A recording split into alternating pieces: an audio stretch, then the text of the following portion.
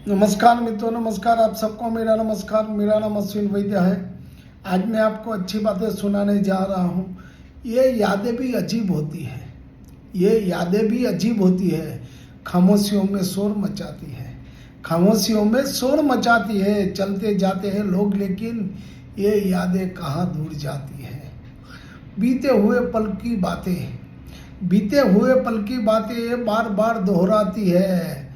कभी देती है दिल को सुकून, कभी देती है दिल को सुकून, तो कभी इससे तड़पा जाती है, तो कभी दिल को तड़पा जाती है। सही नहीं जाती है दुनिया, सही नहीं जाती है दुनिया। थोड़ा करीब आओ ना, बढ़कर बाहों में मुझे थोड़ा सुकून दे जाओ ना, बढ़कर बाहों में मुझे थोड़ा सुकून दे जाओ ना।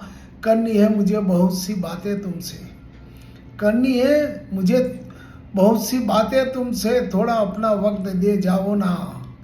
मैं ख्वाबों को, मेरे ख्यालों को, मेरे ख्वाबों को, मेरे ख्यालों को आकर जरा सुन जाओ ना, आकर जरा सुन जाओ ना। Thank you, thank you.